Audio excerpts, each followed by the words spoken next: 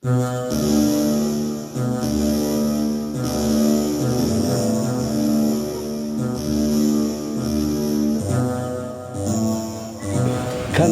علمنا واوا كومان شو وتكا تبيسا كوكين هكرتا ندمي بتك هكرتا الله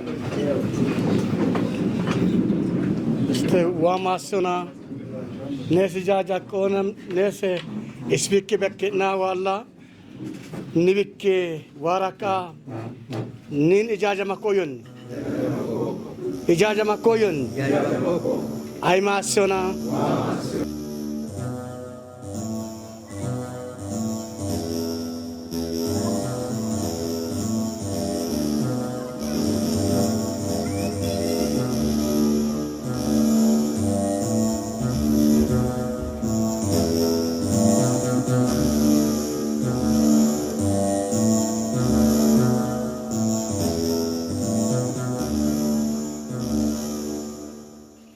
ከዚህ መቆጠብ አለባቸው ሽማግሌ ተቆጠብ ብለን መናገር አለብን ያገራችን ስም ነው እየጠፋ ያለው በኢሳት ሊጨርሳችሁ መጣለሁኝ ያለው አባታችን እኔ አይደለም ያልኩት ወልዲያና ከዚህ እግዚአብሔር ያውጣን በራሪ ያውጣን በቤተኝነት እየሄደን ዝም ብለን ማታለል የሚሆን ነገር አይደለም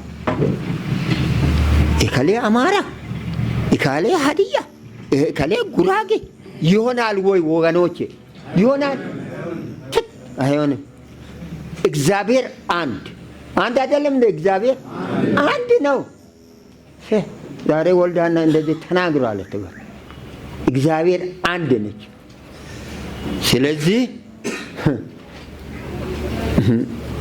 በሌላ የመጣው በጥቂት ግለሰቦች የመጣው ነገር እኛን እንዳይበላ ሀዲይኛ በአገረ ስብከታችን ሀዲይኛ ትምህርት የለም ለምትሉ ወይም ለሚሉት እኛ ባድኛ ነው የምናስተምራቸው እኔ የዚሁ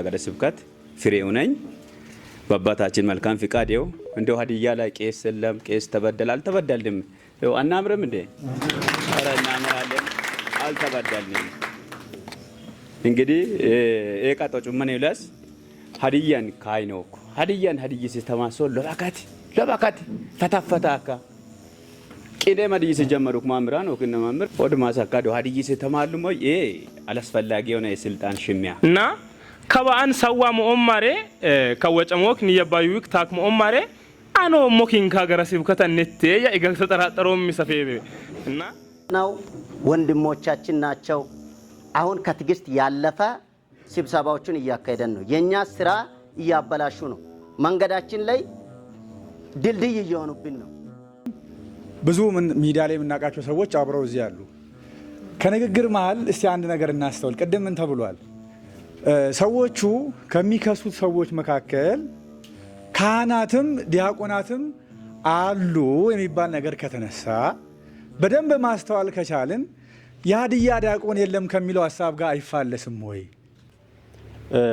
ባለን እውነተኛ መረጃ ከ570 በላይ የአብነት ተማሪዎች አሉ ባዲያና ስልጤ ሀገረ ስብከት ስር እነዚህ ትላላቅ የሀገር ሽማግሌዎች ሀዲያ ሽማግሌዎች የተከበሩ ናቸው እናከብራቸዋለን እንወዳቸዋለን እየቀጠሩ ሲቀሩ ደስ ብሏቸው አይደለም የሽማግሌ ደንብ ስለሆነ እንደምንም ይሄን ነገር አስተማመንም ከዳር እናደርስ ብለው ነው እነዛ ግን የቦታውን ክብር እዚህ የተሰበሰበውን ህዝብ ክብር የሽማግሌዎችን ክብር የተራዱ አልመሰለኝም ቅራኔውና ግጭቱ ከግለሰቦች ጋር ከሆነ ከገሌ ጋር ተጣልቻለሁ አስታርቁኝ የሚል ጥያቄ ይቀርባል ካልሆነ በመላ አሰራሩ ይለወጥ ይዛባ የሚል አሰራር ግን ብዙም ተቀባይነትና ቦታ የሚሰጠው አይመስልም ዋናው ጉዳይ ጥያቄ አቅራቢዎቹ እነማን ናቸው ጥያቄ ያቀረበው ወገን ሲቀርብና ችግሩን ሲገልጽ አሉ ዋናው አባት እዚህ አሉ ከሳቸው ጋር ሆነን ለዚህ በቂ ምላሽ ለመስጠት ያድያ ሽማግሌዎች ልምድም አለን እድሜም አለን ብዙ ጊዜ ያየንና እስከ ዛሬ ድረስም ደግሞ በየቦታው የተጠራን እየፈታን ያለ ጉዳይ ነው ስለዚህ የመጨረሻው ማስጠንቀቂያ ተሰጥቷቸው እነማን እንደሆኑ ታውቀው ይቅረቡልን እኔ አውሮፓ ነበርኩኝ፣ ጀርመኒ ነው የሰለጠንኩት። ግን እዚህ ደግሞ ግዕዝ ደግሞ ዋነኛ ቋንቋ ሆኖ የኢትዮጵያ ደብርና የኢትዮጵያ መጽሐፍት ሁሉ እዚያ በጀርመን ላይፕዚግና በርሊን የተከማቸው ክምችት የኢትዮጵያን ታሪክና ምሳሌ የሚያሳይ። አንዳንድ ሰዎች በሚዲያ ላይ እንደሚያወሩት ነገር አይሆንም ብሎ የሚያወራ ጅል ሽማግሌ መባል ነበረብን። እንደኛ ጅሎች አይደለንም። አንድም ሁለትም ገብቶ እንደው በዋነኛው ሰው የለም። ስለዚህ ይህን ጥያቄ እንዲህ ነው ያቀረብነው፣ በዚህ መልክ ነው።